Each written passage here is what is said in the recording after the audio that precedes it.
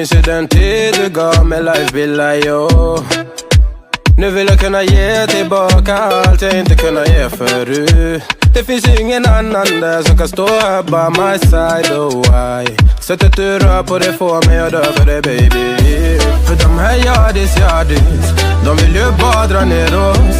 Men du är fett och vanlig. Och det jag lägger all min tid och jag vill ha det. Du får mig känna safety. Jag kan nog leda, baby. Och jag kommer aldrig ändra mig.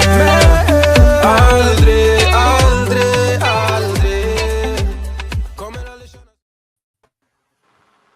Peace. What's up, man? How y'all doing? Good morning, guys. How y'all doing? How you doing, Dom? How you doing, Chief? Good. How you doing?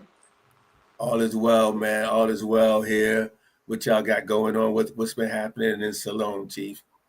Well, it's nice over here right now. The weather is nice, but it's still, we're in the beginning of the rain season. Very beginning of the rain season. So, people scrambling to pack up. It's almost like how squirrels do. You know, they go out and pack up for the winter. Same thing we do here for the rain season. We got to pack up certain things. Start raining, sometimes it don't stop for a few days.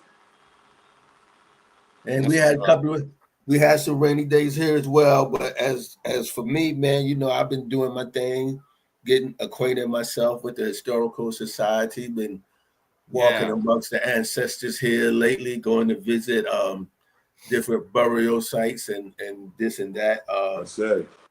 I'm getting good. I'm getting in good with the folks at the Historical Society. As a matter of fact, let me say this real quick here. Our good friend Dr. Curry is going to be having his event at the society here soon, and I will be attending that as well. Right. The other event is just finished up, and I learned some things about the forgotten soldiers of Orangeburg, and it's a very interesting history. I encourage y'all to go to the Historical Society when you have some time. Yeah, eventually I'm gonna be a member as well. I just gotta handle some things.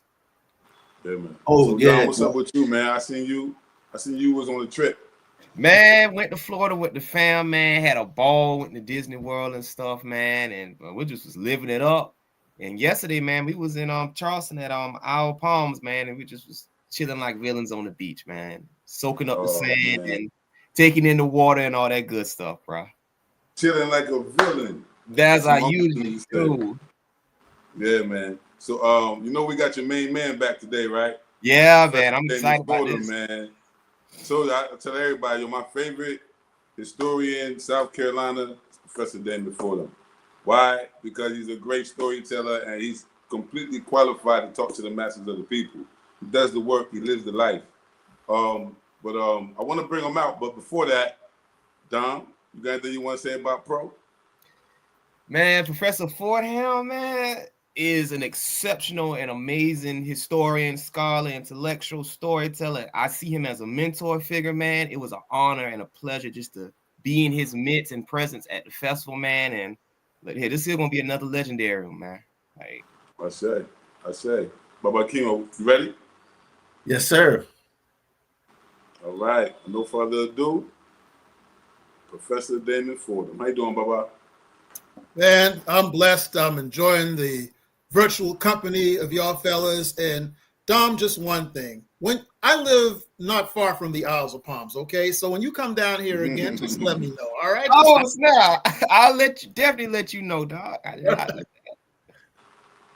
Hey, man. I was glad when you came to the festival. You was one of our first guests on the Gullah House Show. And you always show up whenever we call upon you, man. You're always there. I was happy you came to Orangeburg. We got to finally talk in person, and we the brotherhood now. We the brotherhood. Yeah, man. There you go. Yeah, man. We appreciate you, brother. Definitely, you've been solid with us. But we also fans, man. We've been following your trips. We've been following your own progress. There's people who are stagnant. Even intellectually stagnant. People who, if you watch them this year, next year, they'll be the same place. But we can just see the blessing pouring onto your life. We can see you glowing, traveling, having an African experience, and really just being the storyteller that you are, carrying that message back. Something ancestral was happening with you, and it's beautiful to see, man. It's so beautiful to see. What's been going on since the last time we got together? I say since the festival, in relationship to your last trip to Africa. It was beautiful, but for the fans, for the audience. Before I get into that, to piggyback on what you said just a few minutes ago, Muhammad Ali was correct when he said that a man at 50 who thinks the same way he did at 25 has wasted half of his life. And that goes back to what you said about being stagnant in one's thoughts. See, two things that are essential to mental growth are travel and books, okay? Now, everybody can't afford to travel, but in 1970, when I was 6 years old, going to Janie Moore Elementary in Mount Pleasant before desegregation, they had a mural on the wall with a boy on a book like Aladdin's carpet. He was going over the Eiffel Tower, a cactus in Mexico, Chinese ships and things like that. And the caption said, "Let books take you to new worlds." And it was that same year that my parents bought me a globe for Christmas. And these type of things were basically the seeds that were planted for what I would do later. Because when I was a boy, and Baba can attest to this, he's being just a couple of years older than me. Back in the day, the only people who you knew who went overseas was shipped to Vietnam or someplace in a military installation. So I'm just happy to have the blessings of not only being to travel to these places, but to be able to articulate to the folks back home who know of these things only through the internet or through books, what it's like on the ground level. Yeah, man. I love it because you are overqualified for that interpretation. There's a lot of people coming back to the continent, and everyone isn't able to grab what you grab from it. You're not able to see and experience what you're able to experience because of how advanced you develop your intellectualism. You can see it and really break it down. That's a very powerful thing. Do you plan on doing any podcasting? Any I guess you already kind of do the virtual tourism. Every time you go, you share with the public. But is there anything growing out of this experience that you can foresee? Well, as a matter of fact, while I was there, I was invited to speak to the students at the University of the Gambia in Banjul, but that didn't pan out because the professor who asked me, he wasn't able to get to the okay from the president in time for me to do that while I was there. So I made this video called The Message to the African Youth, which is on my YouTube channel. And a number of teachers and professors in West Africa have since inboxed me to tell me that they showed that to their students to a very good reception. So I'm going to do more of that sort of thing.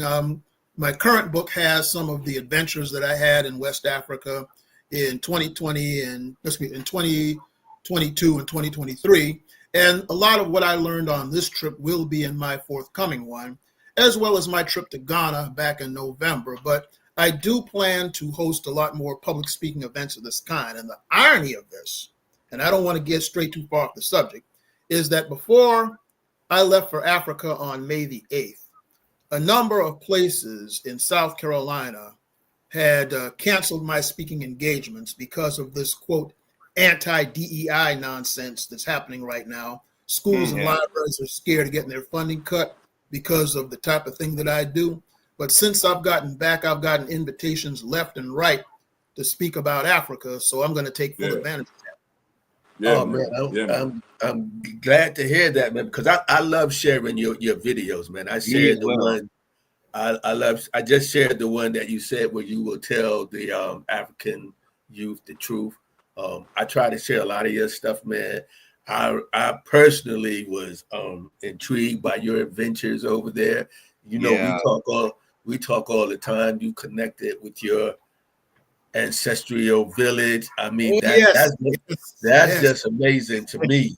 To me personally, that's just amazing because, well, we all have made similar connections, whether it be physically or mentally. You've made the physical trip Chiefs made the physical trip. I want to make the physical trip, but Me as well. I'm going to do it. I've been there mentally, so I mean, it is a blessing. But yeah, how did it feel walking into your ancestral? Oh wow, I am so glad that you brought that up. Here's the backstory of that: is that I was actually in Krumadik village, which is near the border of Senegal and Gambia. It's on the Senegal side.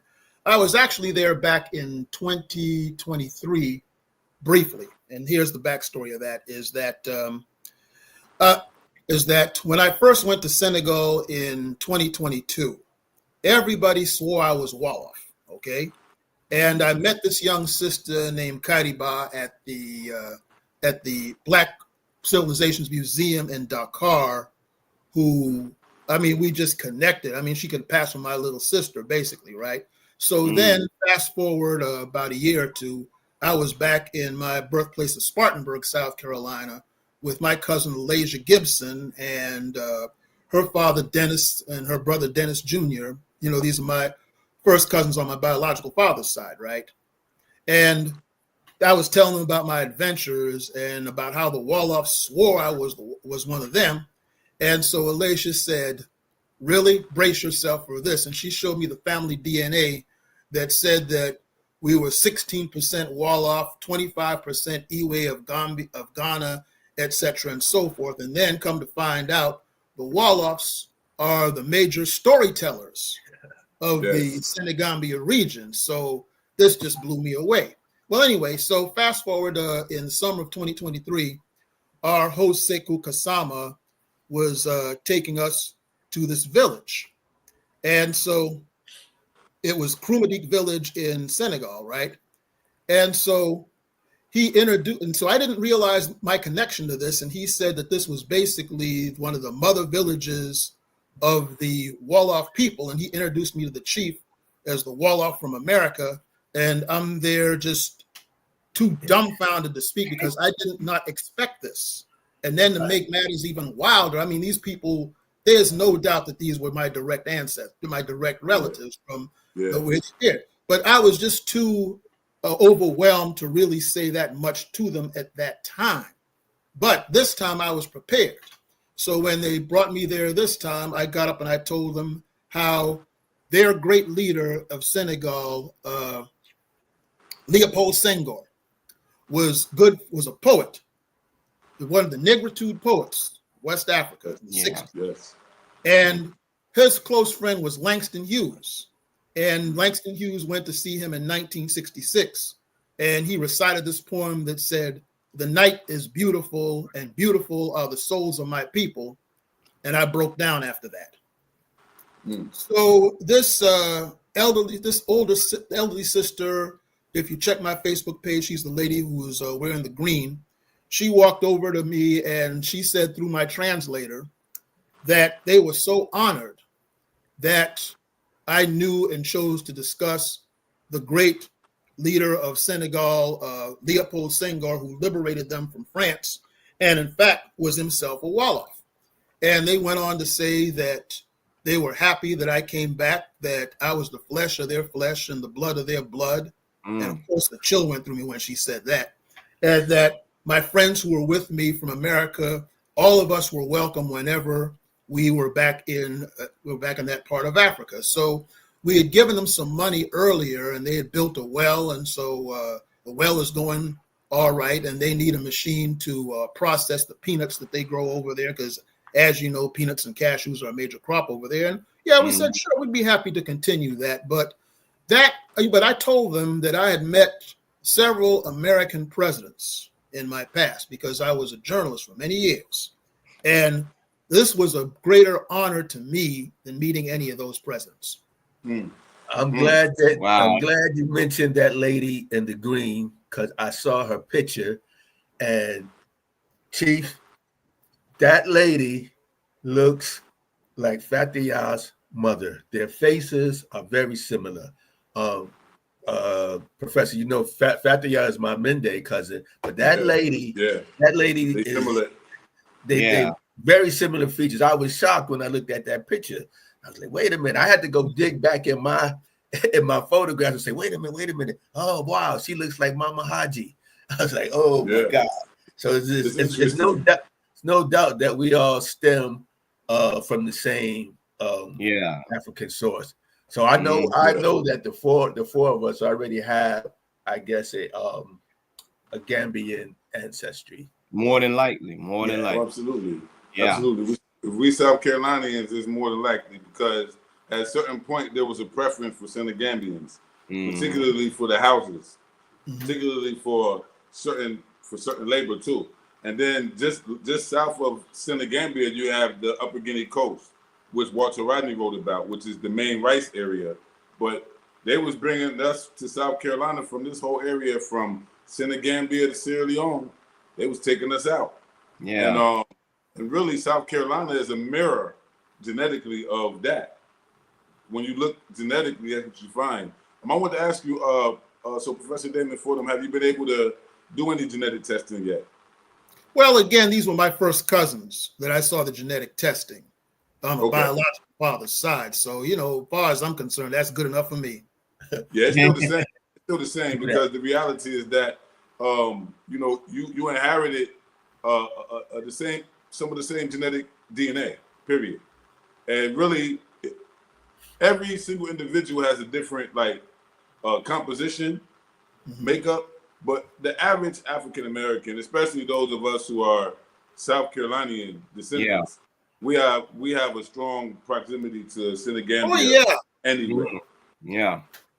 Well, yeah, that's true, but then it also goes further south too, because as you know, the transcontinental slave trade went as far south as Angola. And it was interesting too, because there are a lot of similarities that I saw in Ghana also with this sort of thing, because also too, as you know, the Akan people are very dominant in Jamaica. Yeah. And I saw a lot of that, and there are a lot of people who I saw, and then too, like I say, I'm part Iwe of Ghana to begin with, and I've met Ghanaians. I've got pictures with some Ghanaians who there's no doubt. As a matter of fact, oh Lord, the brother's name escapes me. Oh yeah, Baba Kwame Divine down in Ghana. He is he does tours for the Slave River. I forget the Ghanaian name. Slave. Yeah. You know what I'm talking about? Yeah, we get to the last bath. Yeah, I see the documentary. People there, and they, get into the water and all of that. So as we were converting, and it was from there that they would take them over to the Elmina Castle, which, as you probably know, is the oldest of the slave dungeons of West Africa, as well as the largest. So anyway, we're talking on the way back from the Slave River, and so I mentioned that I understood that I was of Iwe ancestry, and he looked at me and goes, "Brother, I'm Iwe too." And so we embraced and we stayed in touch, and I've met a number of Ghanaians who were Iwe since then, and there's just no doubt of that connection when you look at us. So so it's pretty extensive. I mean, we come from a basic variety of these. Also had that connection. Dr. John Henrik Clark had the same connection and the same experience. He has a book. It's called My Life in Search of Africa. Mm-hmm. In that book, he talks about being in Ghana at the time when Nkrumah became president. He was one of the guys who went to responded to go see how he could help. And while he was there, they kept saying, "You're Iwi, you're Iwi." They said his nose, the nose. They kept pointing at his nose. Yeah. So the way his nose is, they said, "You're Iwi, your nose, your nose."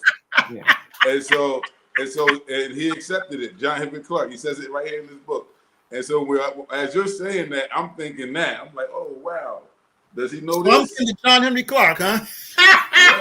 That also reminds me on one of his interviews or debates, he was saying he was somewhere in West Africa and he was watching the boatman. And he said the boatman did a similar signal or phrase that he would hear because he's from Mississippi, Alabama, Georgia. Alabama. Yeah, Alabama. He saw the same exact thing in Ghana that he would see at home in Alabama. Well, since you make that point, not to cut you off, but let me just share this since you brought that up.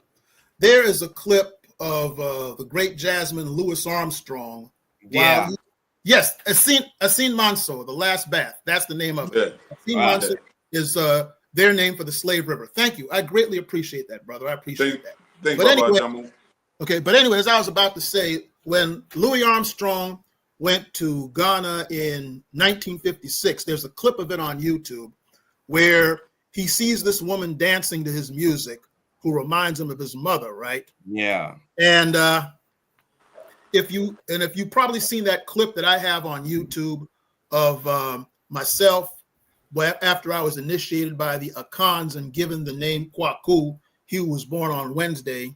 Mm-hmm. I'm dancing with this lady who's taking this cloth and waving at me as I'm dancing with the villagers, right?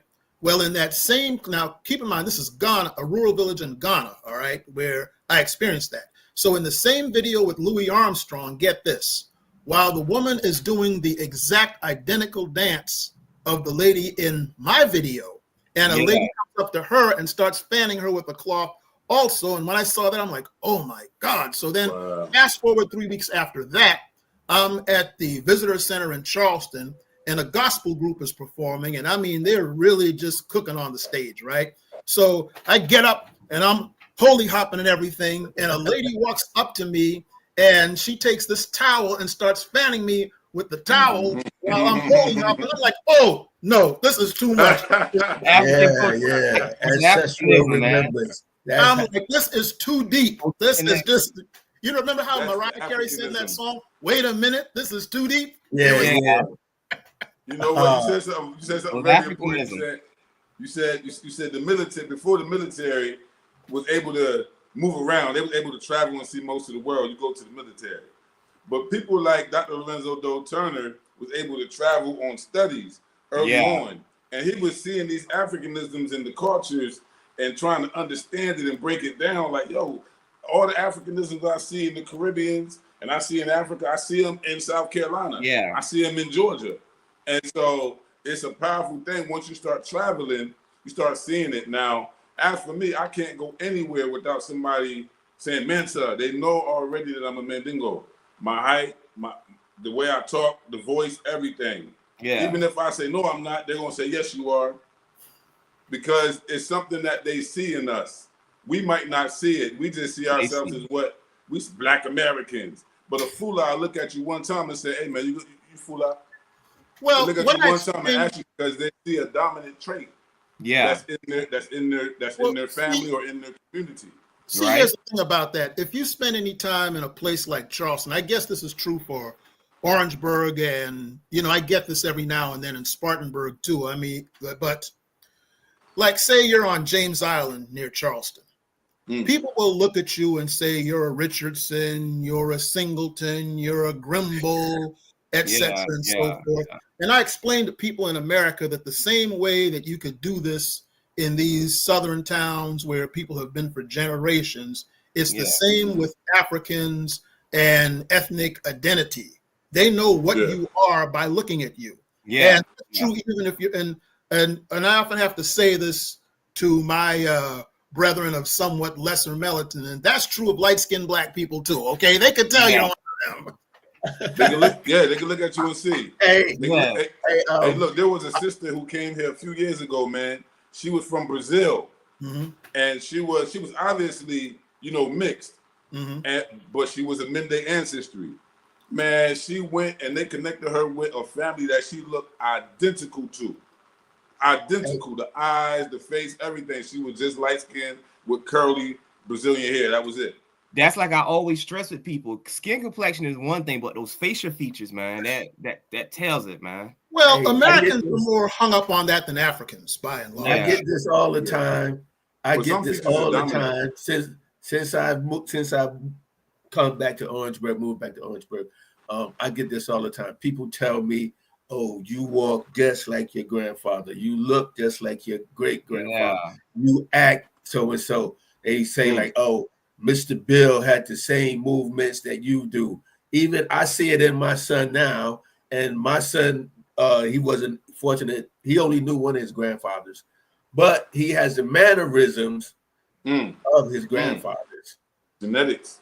It's genetics. It's in the blood. My grandmother, even my grandmother, Miss Mays, she could tell you who you are, read you up and down just by looking at you. She will tell you so and so family, you so and so. There's a reason why you act the way you do. One of her favorite lines was, "Blood will tell." Yeah, that's true. Blood will tell. Yeah. You know, I spent some time in the among the Mende people here, and one thing they do is they watch your facial features. Like they kept telling me, they was like, yeah, you got the markings, you got the markings. I didn't know what they was talking about. They was talking about this right here next to your face. These strong markings right here. Yeah. All people don't got them. All people don't got this mark from the nose down. Some people smile and it's not really there. It's just a real short thing. But when you got real long, deep they look at it like scarification. Yeah, that's what I'm about to say. They say, oh, it's a feature. Baba Kimo has it. Another feature is low eyes, almost chinky eyes. Many people have cheeky eyes. Yeah, little beady eyes. We used to call little beady eyes. Yeah, they got beady eyes, high cheekbones, and they got this right here. Yeah. I would tell you something else. At one time, most people in my family used to say that we are Native American Indian. But after I took the DNA test,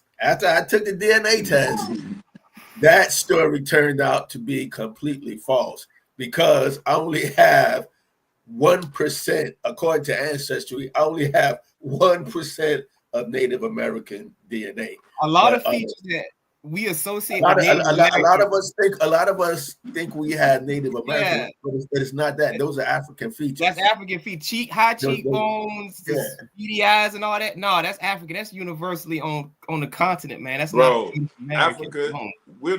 Africa has the most genetic diversity. Yeah, so you're going to see all kinds of faces, but then you also have genetic groupings.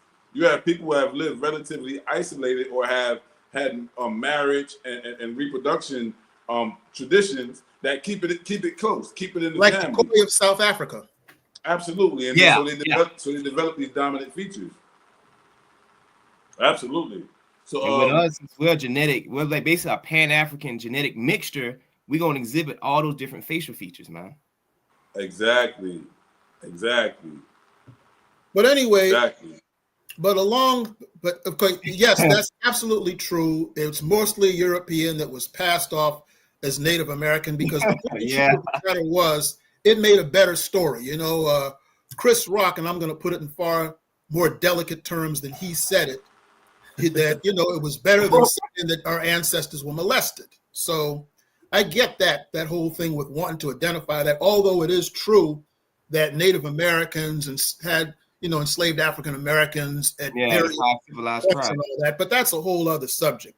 Yeah. But one thing I also want to talk about too is that, exactly. Tina Turner is an example of that.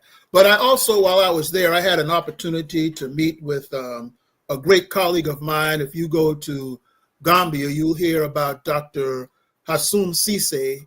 He is a brilliant scholar of Gambian history, and he and I are mutual fans of each other's work. So I made it a point while I was there with meeting with him and talking. He is basically, what he does is he takes a lot of the folklore of the Gambia and sees to it that it is preserved through writings and books, because a lot of the history of Gambia and a lot of these other countries simply was largely oral and not written. So he and I had that commonality, and so we bonded quite well. We signed each other's books to give as each other, and so we're both friends with Dr. Henry Louis Gates and all that. And in Senegal, there's Dr. Ousmane Sene, who has the West African Cultural Center, where he also does this. In fact, while on the subject of Dr. Ousmane Sene, when I met with him for the second time in 2023, he told our group that the Wolof parents, and parents in Senegal in general, would tell their children about Lok and Boki. And he explained that they would do these life lessons where Lok was this wise hare who had to use his brains to get over the weaker animals, Brer Rabbit. Was Rabbit. bro. Wait. Let me get to that. Okay. Tell a story, Professor. Tell a story. Man, look, I'm trying to contain myself too. Anyway, so yeah, he was saying that how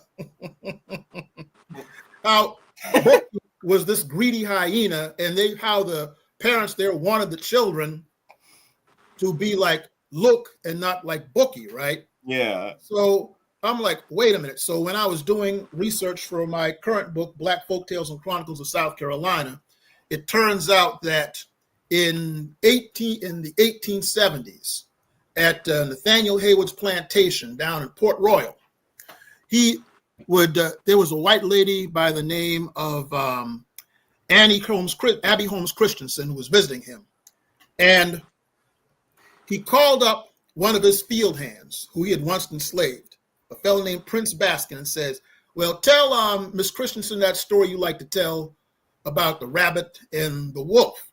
And she told him the story about Brer Rabbit and the tar baby and all that.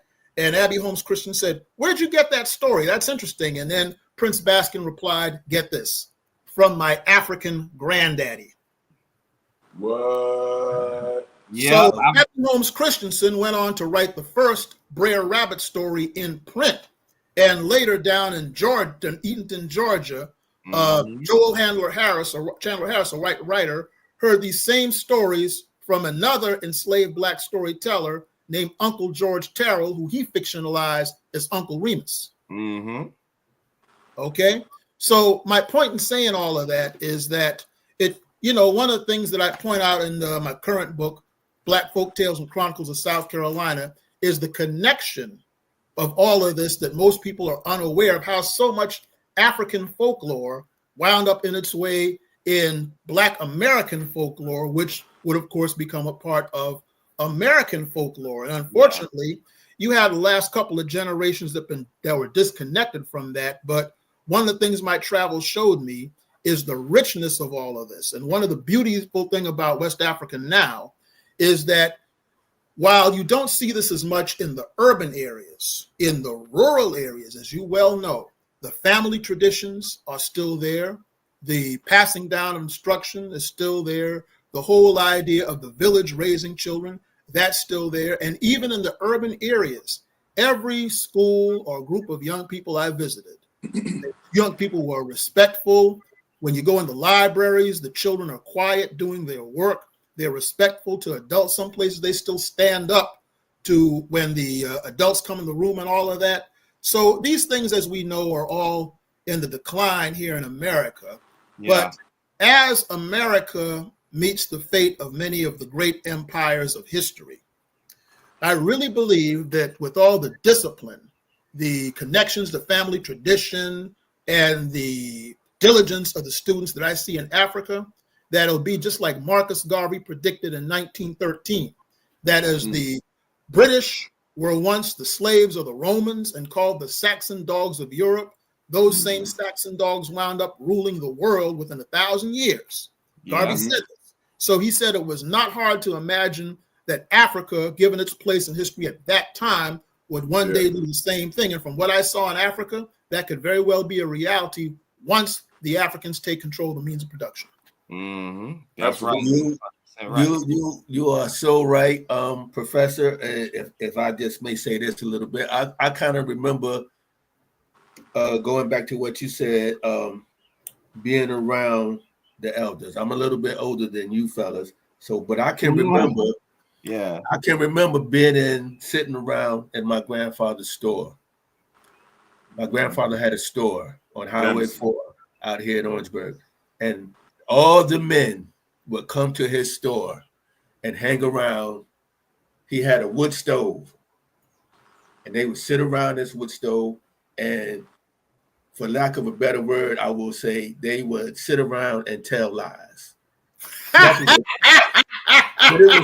it was some of the greatest lies you could ever hear. I heard stories about the signifying monkey. I heard tales where the coconut grow. I heard those stories coming up.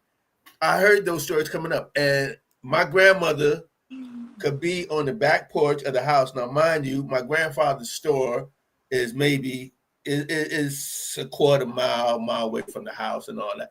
But my grandmother could stand on the back porch and you could hear my grandfather laugh. He had such a big booming laugh. My grandmother would stand there and say, I wonder who's telling Bill a lie today. You know, and it would, I mean, that's the way it was. That's the way it was. And even going, another thing growing up, she would tell stories herself.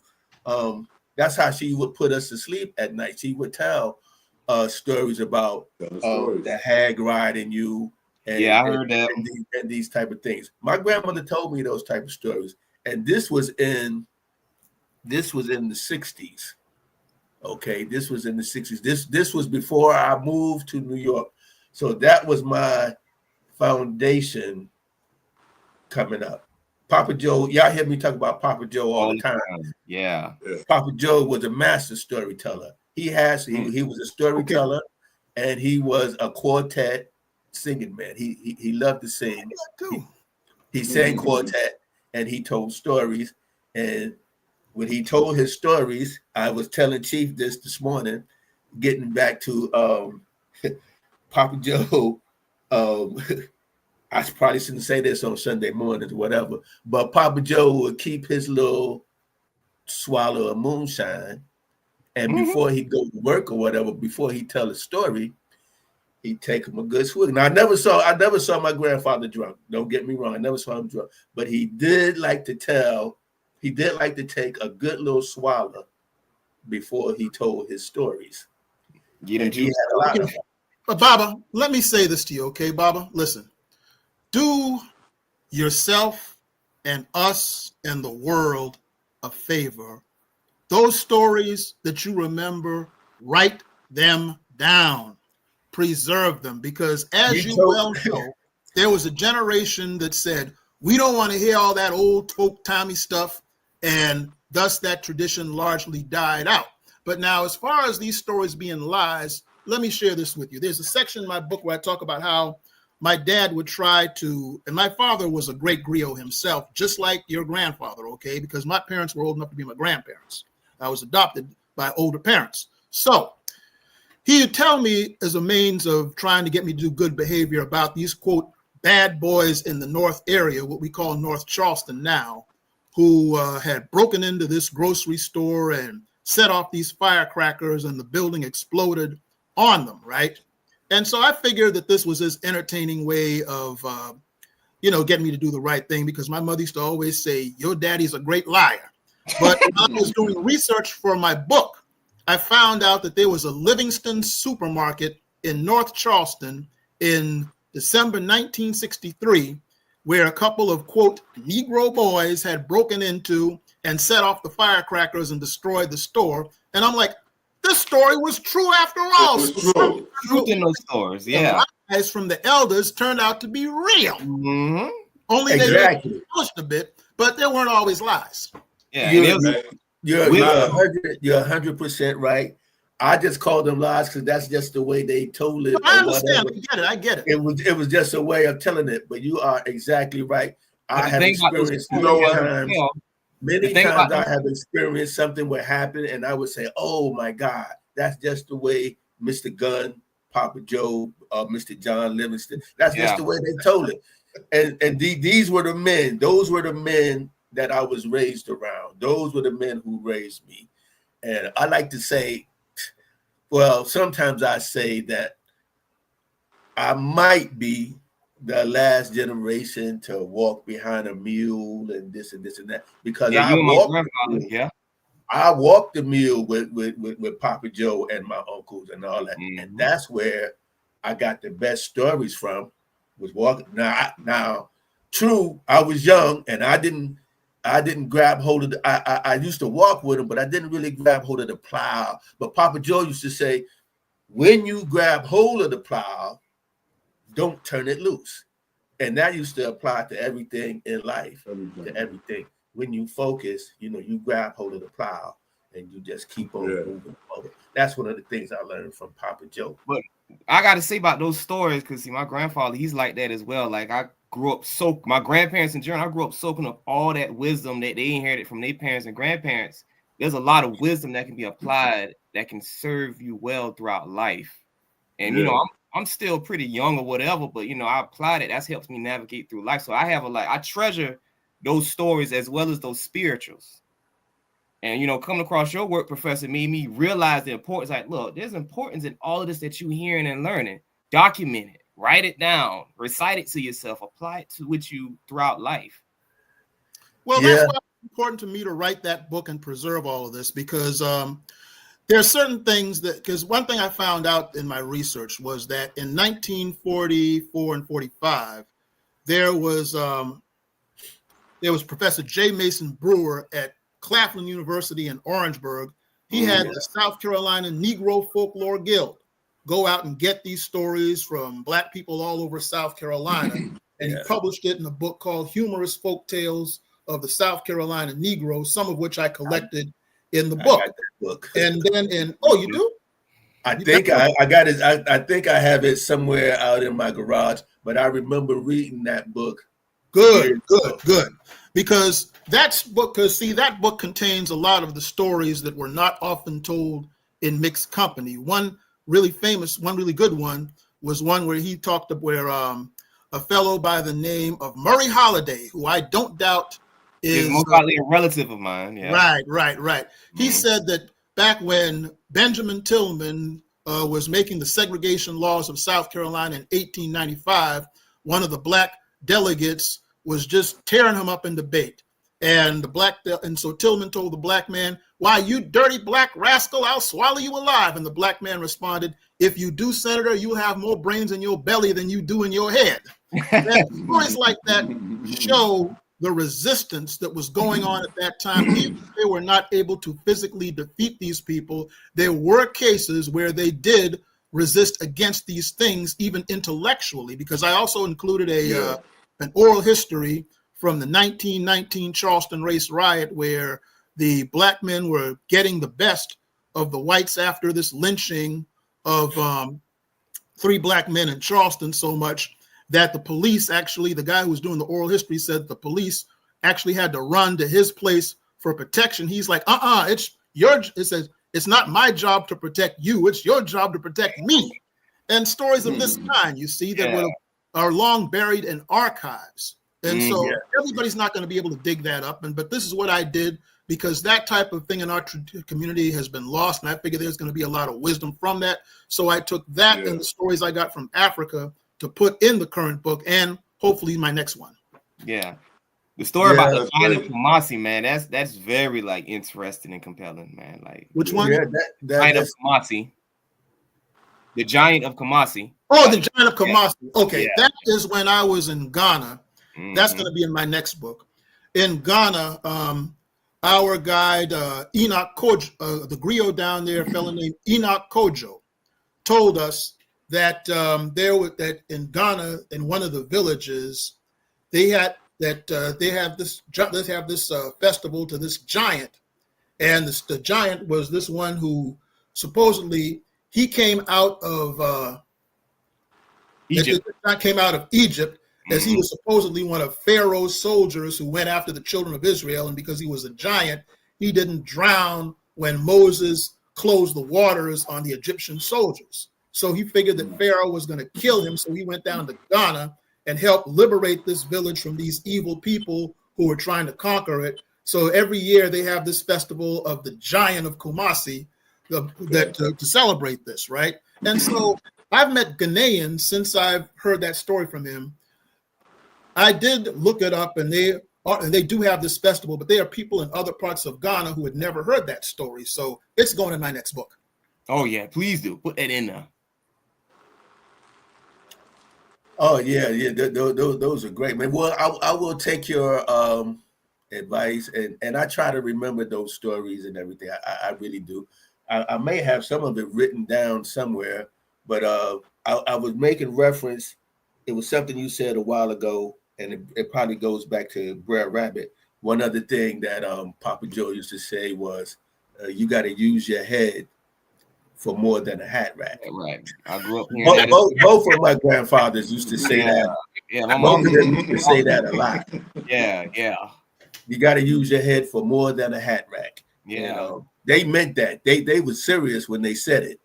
That's that wisdom. That's that wisdom. And that is so important because so many people have this ignorant saying right now about we aren't our ancestors, and they act like the ancestors were all docile and ignorant, and that's just nonsense. And those of us who grew up prior to much of the pollution that we see today, it's important that we put this kind of thing out there because these young people, they have grandparents that weren't around during this period now. So there would be no other way that they would get this other than people like us who lived through it or who research it. So we have a duty to bring this down to the next generation, to stem this, to help plant some seeds that will arrest the development of the destruction we see right now. Right. Absolutely. I can tell you this. My great grandmother, Josephine Williams, she was probably one of the smartest women I ever knew. And she probably only went to maybe the 2nd or 3rd grade. But everybody, and I mean everybody, would come to see her for her wisdom. I mean, she could read people like a book, and she just had a knack for it. She had a knack for it, man. And that's something that's missing from these young folks today. And when I say this, I'm thinking about when young men used to come and court my cousins or court girls in the family. My great grandmother could tell you right away, so and so ain't nothing to him. La da da da. She could read you like a book, man. She may have got that from her own parents because her parents were enslaved. And she told me about her enslaved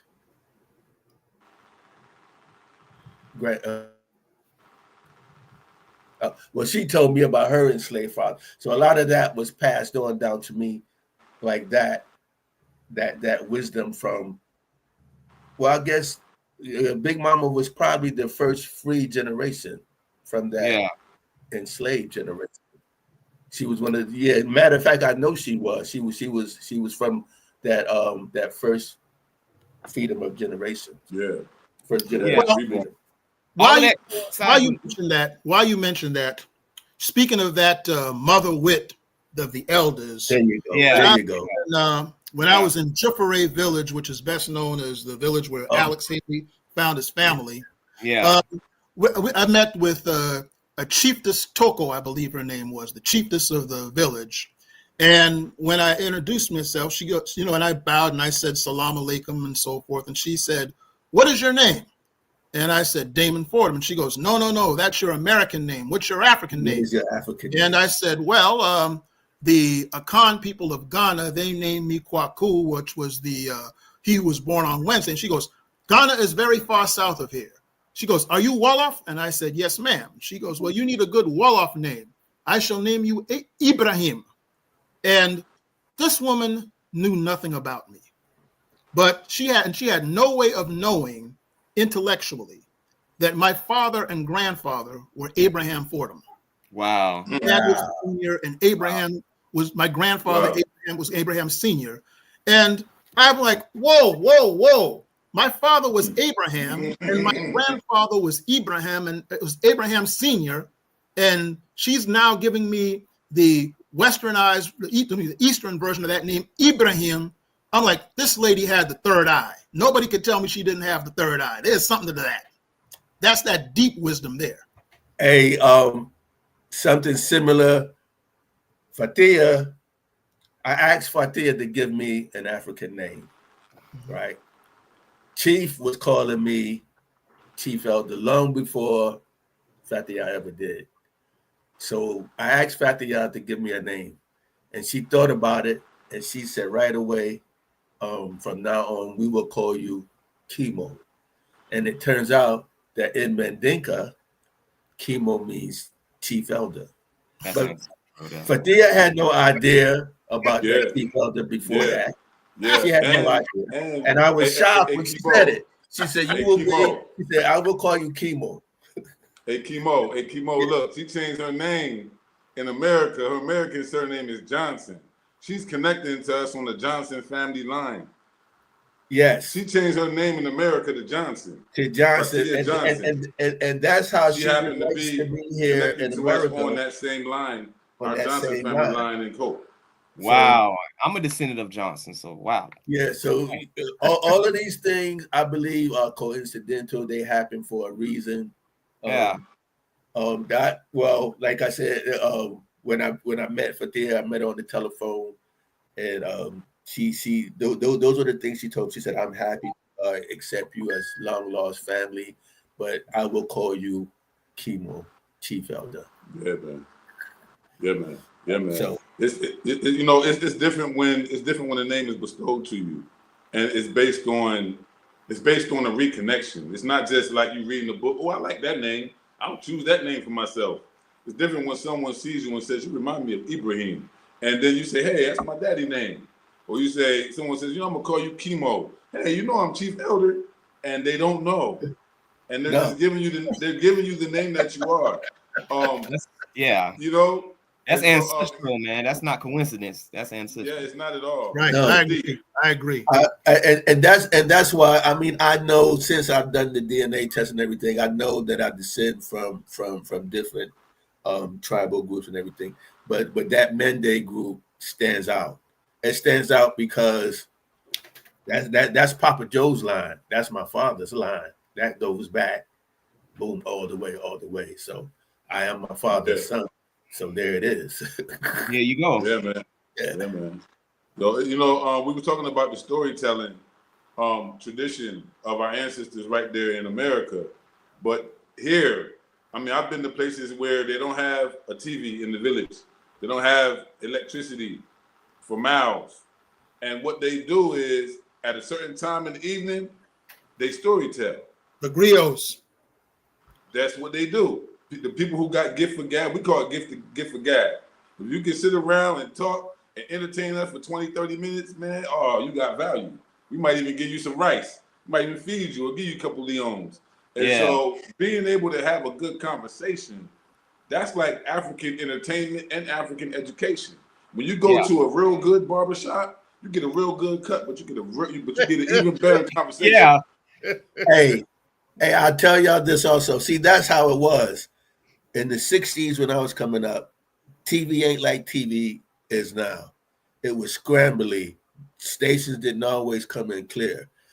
I spent a lot of time sitting on the front porch with my grandfather, with my grandmothers, and we entertained ourselves even when my cousins would come down from Detroit or New York or Pennsylvania, whatever, in the evenings. That's what we did. We sat under the tree in my grandfather's yard and we told stories. Or as we said earlier, we told lies. That's what it was. Yeah. You know what's crazy about it? But now that I'm older and can see the connection between all of that, it was all Gullah Geechee culture all the time. But we didn't have a name for it. But that's what it was. Well, most of us didn't know about griots until Alex Haley and Roots to begin with. And interestingly enough, in Jufere village, there's a Queen Mother, Mariam Aya Kinte, who was the ninth great grand niece of Kunta Kinte. Her father, from what I understand, was the griot who showed Alex Haley that connection between what Alex Haley heard on the front porch in Tennessee and the story that was passed down to the Kintes of West Africa. So that's just how deep this stuff runs. And most of the people who write African history books right nowadays, they tend to consult a lot of the griots for that information. That's how important this is. Yeah. And now it's even being more systematically preserved. You know, a lot of the young people, what you see happening in Mali and Burkina Faso is pivotal because it's been the terrorist people who've been attacking Timbuktu and destroying the libraries. Yeah. And now now the military is in control and they're protecting the heritage. They're also restarted all of the traditional festivals. Those festivals were designed to celebrate the kinship relationship between peoples and their history together. So every day you're supposed to see a festival somewhere jumping off. That's how we entertained ourselves. You know, where's the outing at today? You know, who we celebrating today? What relationship we celebrating today? And so from what I understand, that's happening right now in the Sahel states because the people they're culturally free now. And the first thing they did was they banned or they outlawed the French language. France is no longer their speaking language. Now they're promoting Bambara. Now they're bringing back the festivals and having a cultural revolution that's really showing everyone else how it can be done. I want to know also, how do you see that playing out within the region? Because you've been here, you've been to Ghana, you've been to Senegambia. Senegal right now has a very progressive Pan-African leadership. And, it's all connected. Something is happening in the region and it's having a real cultural thing. I think we're going to see the rebirth of the jelly. I think the jelly is going to come out of the cut, and we're going to see the rebirth of our traditions and our culture. And so, but from your own perspective and your travels, what do you think? Okay, well, I think that the jelly stuff, for those of you who are unaware of what he's talking about, the jellies are what some countries call griots, the people who pass down the oral history for generations. Now, as far as the French and English language, I remember seeing an interview from about 1973 with Topper Carew, the movie producer, and Minister Farrakhan, where he said something that should be taken in consideration regarding that, whether you deal with him or not. I mean, still, when somebody's speaking facts, they're speaking facts. Yeah. But he said that while tribal languages are a great thing to have, still, when you speak French, you can speak to a large amount of people in the diaspora who may not speak those particular ethnic language. And the same is true with the Anglophone countries. So, I mean, while, I think it was Patrice Lumumba in Congo, My Country, who said that the thing to do when it comes to creating this new Africa is to look at both the European and the African cultures and say, okay, what do they have that works for us and what do they have that doesn't work for us? And look at the African traditions and say, okay, what is progressive about our traditions and what is not? And then pick the best of both worlds to synthesize it to make a better culture for Africa. Now, I'm not telling the Africans what to do. I wouldn't do that. But I'm repeating what Patrice Lumumba, who was one of the great Pan-African leaders, said in Congo, My Country, back in 1956. And I mean, I personally think that that's a sensible way about it, because you got to be really careful because so many people are binary thinkers. Yeah. And to think that, okay, because this comes from here, just like I just mentioned Minister Farrakhan a few minutes ago, right? As soon as I say Minister Farrakhan, some people are going to say, oh, well, forget that. I don't want to hear that. But I'm like, okay, but now if you take something that he says that undoubtedly makes sense, use it. If he's saying something that you don't agree with, don't use it. Like Confucius once said, accept what is good and reject what is bad. Bam. That's like what Dr. Greg Carby's saying on Saturdays. You got to chew the meat and spit out the bones. Something. Yeah, for sure. Hey, Dom is the future. Dom gonna remember us when he's an old man. Dom gonna remember us. I'm already starting. That's right. And that's what I like about him, man. He'll carry our legacy, if you want to call it a legacy. He'll carry our legacy. He's the future because he's always asking me questions about my family or things I've experienced growing up. Dom hit me up 2-3 o'clock in the morning. Hey, Mr. Gas, what you know about this? Do you remember this? And I'm glad he asks that because I see myself as the elder now. I see myself like Papa Joe. So I try to pass it on. That's why I like talking to Dom. Yeah, that's why I always appreciate what you say, man. So elder is more than just a label; it's a position, it's a badge of honor. So Yeah. as Fordham, like I do with my grandparents, y'all have that badge of honor in my eyes. Your elders. Yeah, man. Yeah, man. It's a humble service. That's how Yeah. I understand. I'm learning how to be one by watching Baba and watching my elders as well. Mhm. You know, it's the powerful thing about it that we don't get credit for, because I guess you're not supposed to get credit for just doing what you're supposed to do, right? No one gives you credit for being able to eat every day. That's what you're supposed to be able to do, right? So, you know, when we take care of ourselves, that's what we're supposed to do. You know, when we speak up for ourselves, it's what we're supposed to do. What has damaged us so much psychologically is that we talk ourselves out of doing what we know we're supposed to do for ourselves. Right. Oftentimes, you know, the self-talk got to get better. But we do that with disseminating new information. I wanted to get from you before we go. We still got a little bit time to spend with you, but I want to know from you the Orangeburg Gullah Geechee Heritage Festival. What was your take on it? Who, me? Yeah.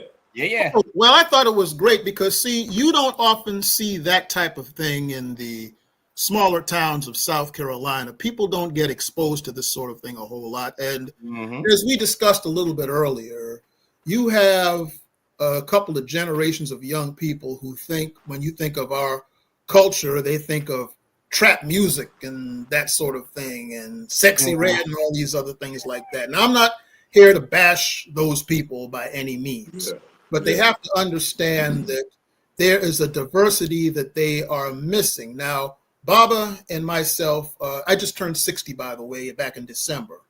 And we're kind of like that tail end of that generation that got a lot of that mother wit. You know, my grandmother couldn't read or write. She had to work in rice fields in Awendaw, South Carolina. So, but she taught me, she made sure that I read when I got home from school and read to her, even though she couldn't read herself. So that's not ignorance there. That's basically, you know, just because she couldn't read, that didn't make her ignorant. Basically, she still had that mother wit to see to it that I would turn out in a better condition than what she did. Now, it came to pass that the generation that came after that, the one that's between my grandmother and myself, basically the people who were like, who came of age a little bit before I did in the 60s, a lot of them said, man, let me tell you, those old folks, they were nothing but Uncle Toms, man. They didn't know what they were talking about, man. Forget that old-timey stuff. And so they took that binary thinking of throwing everything they did out without figuring, okay, let's keep what they did that was good and throw out what was bad. Instead, they threw out everything to now we have almost no standards at all. And you have these young people who are following these clowns and fools on TikTok and YouTube who don't know what they're talking about. All this pretendian nonsense, and we didn't come from Africa, and Harriet Tubman is fictional and all of that. And because they didn't have that good grounding, in times of crisis, false prophets do well.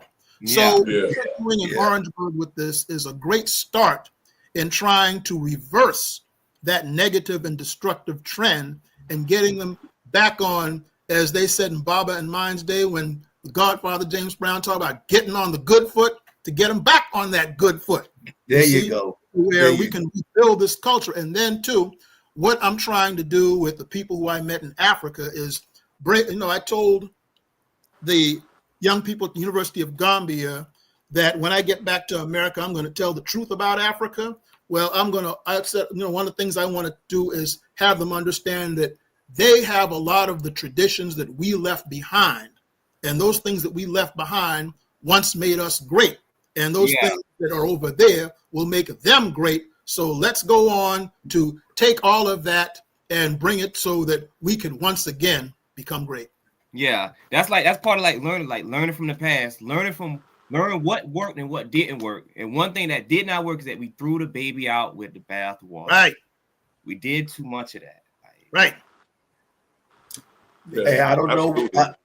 I don't know where people got the idea that folks were soft or they did this and that. I witnessed it. I know I seen it for myself. They might have lived one way, but granddaddy kept a shotgun in the corner. Okay. Big mama never walked the road unless she had a stick in her hand. Right. You know what I'm saying? Because she said, you never know if you're going to run across a snake. That's big mama wisdom right there. And I grew up around that. You know what I'm saying? Yeah. I grew up around that. It was men. It was everyday men and women who spoke to me, who taught me. And those are the men and women that I respect today. It was my mother who used to be on the phone. She always called back down south.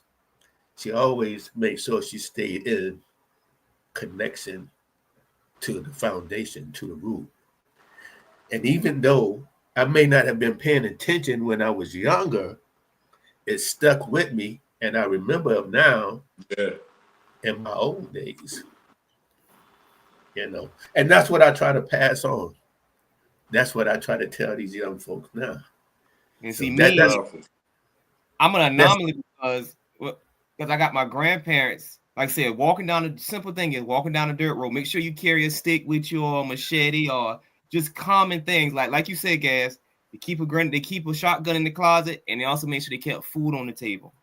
The food was no doubt. It was no doubt. What was it? Put it down small, bring it back tall. Papa Joe kept bread on the table. You know, may not be what you want, but we kept some bread on the table all the time. All the time. You never know what you're gonna have to do, especially now with Trump and Musk them running around. You never know. You don't know what you're gonna have to do. My uncle Leroy told me that.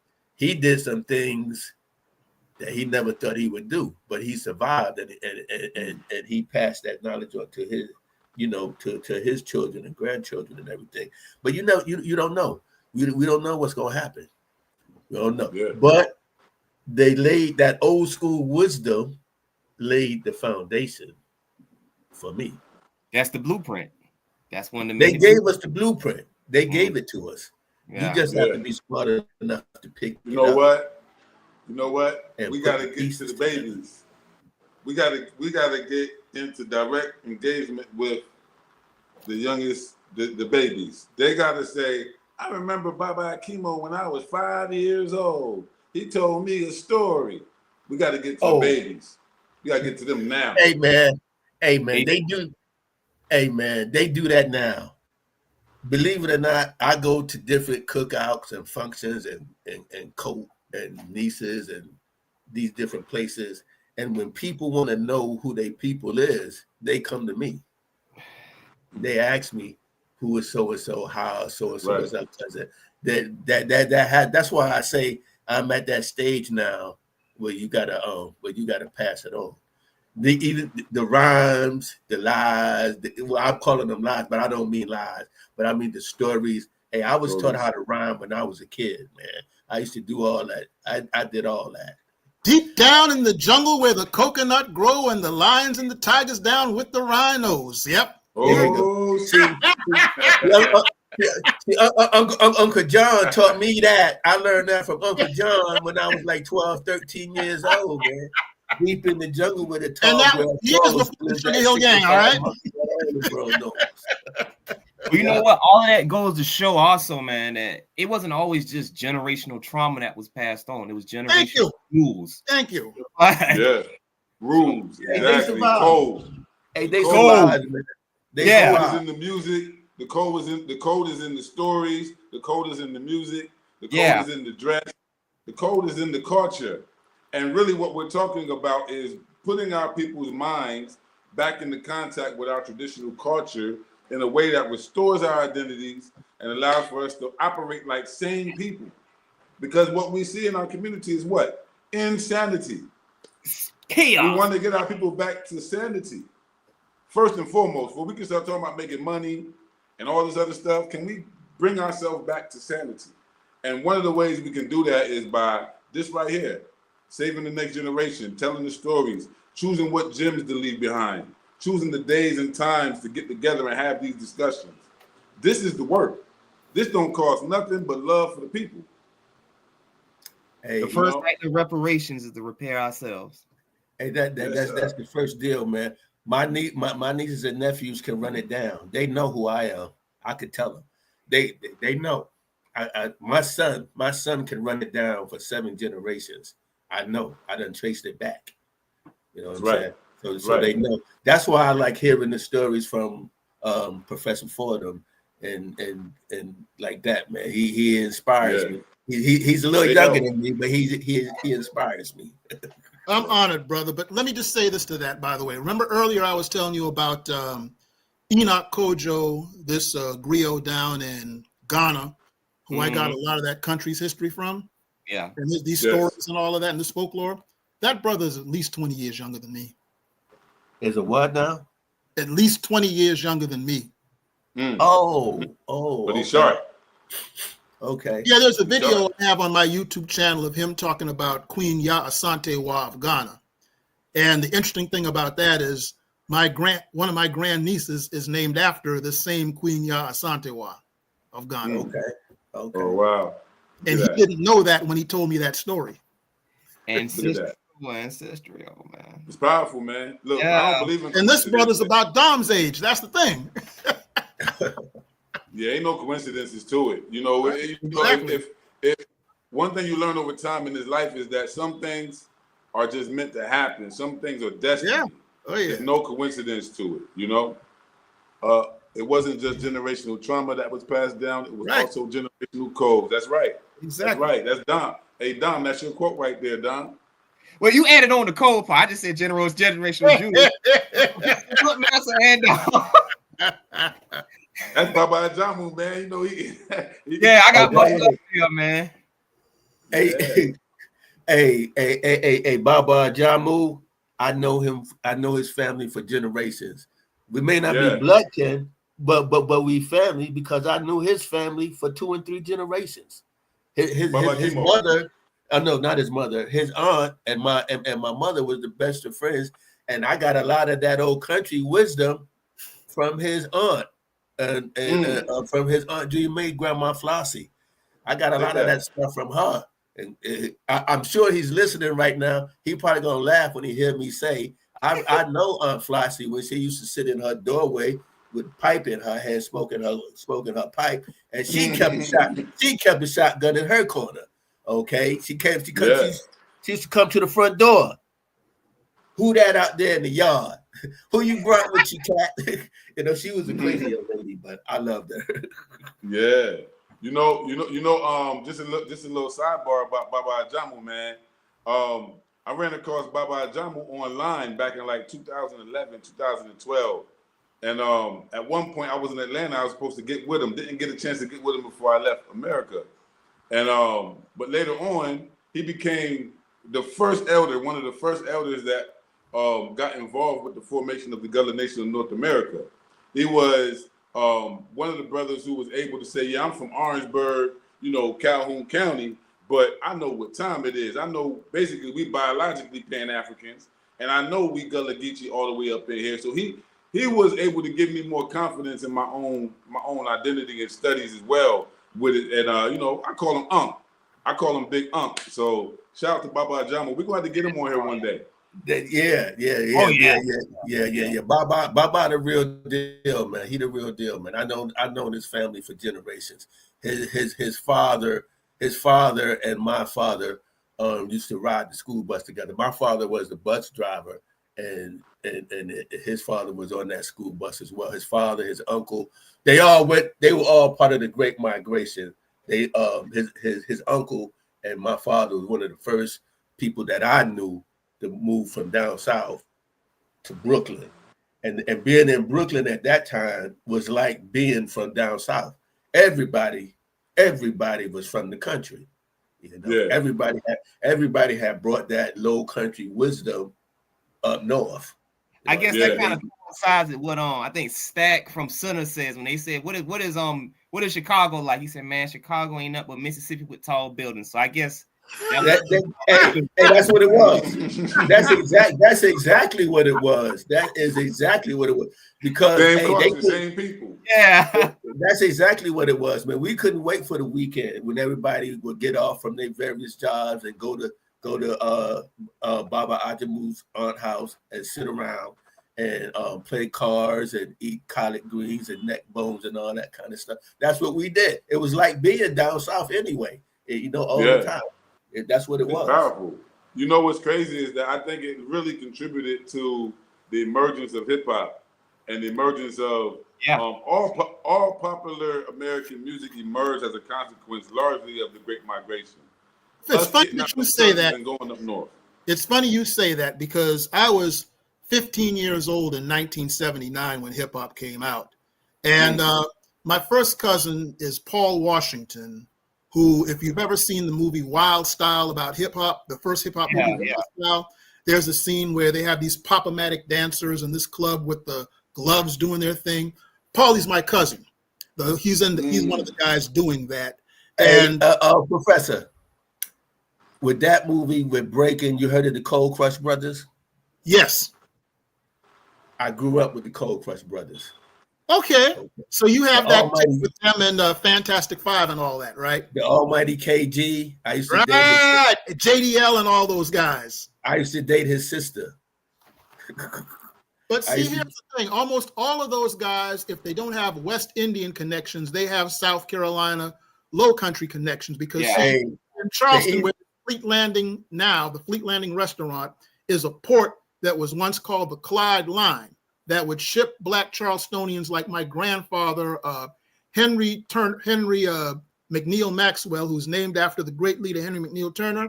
They took the Clyde Line to the Hudson River near Harlem in 1920, and that's one of the reasons why there's such a direct connection with that. So when hip hop came out, the people in Charleston would get these records from their cousins, so we were hip to a lot of that stuff before the rest of the country.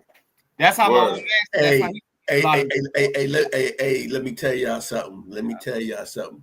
I came up during the hip hop days, 74, 75, 76. I was there. I knew Kool Herc.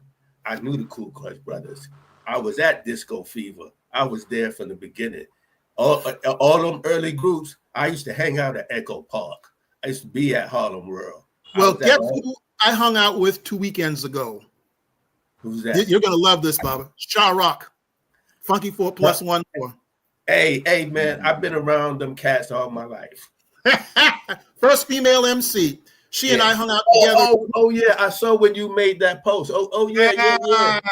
Yeah, I saw. Hey, I used to run around at the Fever at Latin Quarters, the Audubon Ballroom. I did all that. I was there, man.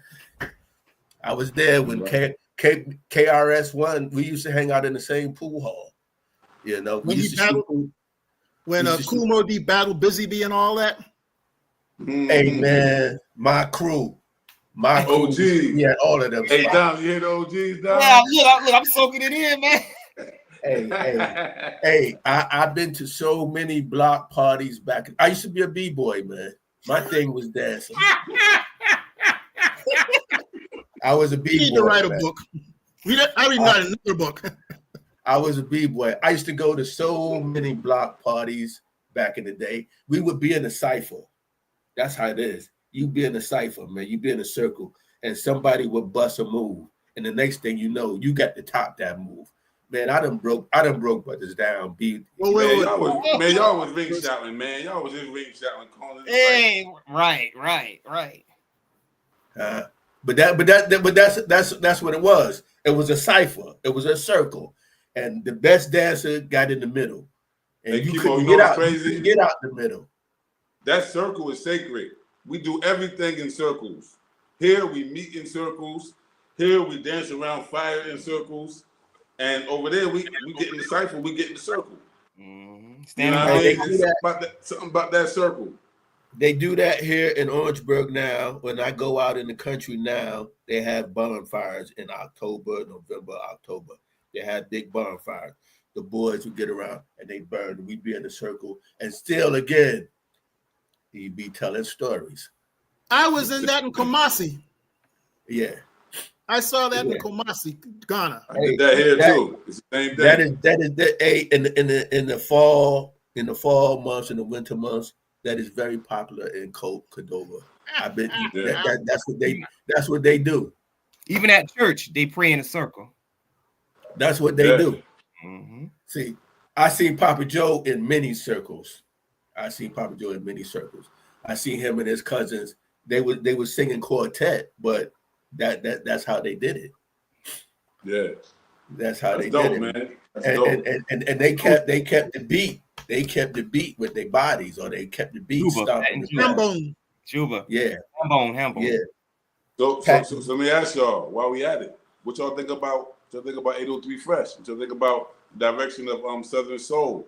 I'm loving it. I have no problem with that, brother. I mean, he's putting it out there. It's been a big thing for, the last 20 or so years, this Southern Soul thing. So he's putting the culture out there. I have no problem with him whatsoever. I mean, I think what he's doing is a good thing because, see, all of that goes back to the heart of rhythm and blues, back to even before Baba's time, all the days of Louis Jordan and guys like that, and Clyde McPhatter and these people.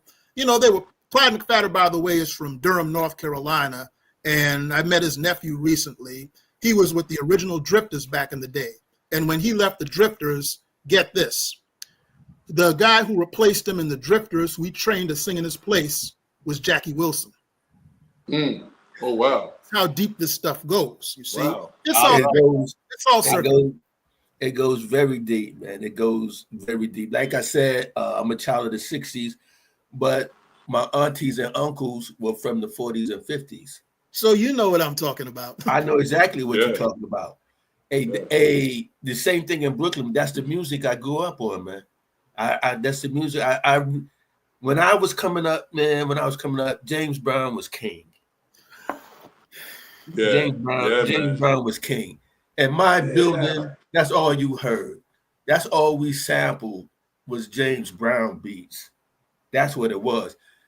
It was that George Clinton. That funk. It was that funk. Well, as you know, there's a direct line with that because, as you know, when the Godfather, James Brown, that is, fired Maceo and those guys in 1969, he hired Bootsy Collins and his band. And it was Bootsy, after he left James Brown, took that to the next level by joining up with George Clinton and bringing that system into that. There you go. On from there. Because James Brown got his stuff from Louis Jordan, even before all of this. One of the first concerts I ever went to was the Funkadelics, P-Funk. That was one of the first concerts that I ever went to. And I was fascinated because George Clinton came out the sky, came out the ceiling with big diapers. The mothership, right? I heard he did it. Mothership from though, right? Yeah. I heard he did Muhammad. 72. Yep. Yeah, man. I've been to a lot of concerts in my day, man. I've been to a lot of concerts. I've seen Bob Marley. I've seen a lot of the greats. My aunts and uncles I was fortunate enough to have them take me to a lot of these old concerts. Yeah, man. Baba Ajama was saying hip hop music is a child of African oral traditions. Exactly. Yeah. That's exactly the summation of it. Our music comes from our traditions, and the same way we carried our genetics over, we carried our traditions with us. I think we're about to close out, but I wanted to give Professor Damon Fordham an opportunity as well to plug us and let us know what's going next. Where people can find you at, what you got going on. Yes, certainly. Right now, I'm on my 5th book, The Black Folk Tales and Chronicles of South Carolina. It's a combination of the folk tales that I gathered in West Africa, as well as their connection with South Carolina. It includes Black folk tales that have been buried in archives for over a century, as well as some that have been suppressed for almost a century, including what I just said earlier about the humorous folk tales of the South Carolina Negro Project out of Orangeburg, and family stories that have been passed down through the generations, including some things my father wrote when he was in college and when he was in World War II, and an autobiography he wrote in 1950, and some of the back porch lies, as Baba just put them, some of those that we got from elders over the years. It's basically a combination of what was almost destroyed after that generation who told them died out, and then you had the crack era and all these things. So now these young people today have a disconnect from those things. Yeah. And so I put them in the book to preserve these things for the future generations, and hopefully they'll be able to benefit from the wisdom, not only from here, but also the wisdom that I found in Africa. I say. That's great, man. That's great, man. I enjoy every. You can find this, by the way, on the website for Arcadia Publications. It's printing, also known as the History Press out of Charleston. Look it up on their website, or you can go to your various Barnes and Nobles and just, if they don't have it in the store, they can order it for you. All right. Hey, it's always a pleasure. It's always a pleasure to talk to the great storyteller, Professor Fordham. I enjoy it. And I have to say this too. I'm on Facebook under my full name, Damon L. Fordham. I'm on Instagram and Threads under my name, and on YouTube I'm on there as The American Storyteller, which is the title of one of my books that were never published. So on my YouTube channel, not only do you see me telling stories, but I'm also filmed a lot of things in West Africa that I think will be useful over here. Good. Well, please continue to share. I always enjoy our conversations. I always enjoy our conversations, man. As far as I'm concerned, man, you've been a great brother. You've been a great brother to us, man. I enjoy your friendship, man. I really do. Yeah, man. Your friendship, man. Like, I had fun sitting on the back porch with you. I'm truly honored, brothers. I mean, because y'all are truly putting in the work. So I have nothing but respect for all three of y'all, as well as you out there who are watching this. Appreciate you, brother. So there go another great one for y'all. Bye-bye. We're gonna put you backstage and catch up with you later, but we're gonna close out. Oh, wait, one more thing. You know what? If y'all noticed, the whole time we were doing this, I had a big smile on my face. And I don't think I've smiled and enjoyed myself like this since I got back to America. So thanks a bunch. Right. Let's go. That's dope, man. Listen, enjoy your Sunday, man. An honor. Yeah, man. You know, you should be traveling and speaking with, the likes of Dr. Smalls, and you should people. Oh, he's my cousin. Wow. So you see, you need to be traveling, man. People need to come in contact. Well, I do. I do travel. I know that. Yeah. I didn't know that. Y'all are cousins? He's on my biological father's side. My biological father was a man named, I was adopted, right? And I found a family in 2000, and he's kin to my biological father's people. He's from Georgetown, and my biological father was from Georgetown. Okay. Connection. Mm-hmm. Oh, well, wow. Okay. Oh, you never know, Professor. We might be kin somewhere down the line. I got some kin folk down in Georgetown. Yeah, man. I've been to the camp meetings down there and everything, man. That's cool. That's very cool. That's powerful. So we're gonna keep digging in for sure, and keep bringing more information back to the people. Y'all out there, y'all heard it first. Make sure you support our brother, Professor Damon Fordham. No matter where you see him at, no matter what he's doing. In terms of Gullah Nation North America, certified. We're looking forward, brother, to the next time. Thank you so much. Yes, sir. Peace. All right. Yeah, man. So, Kimo, another fire one, bro. Another one in the house. Yes, sir. It's what we do. Yeah, man.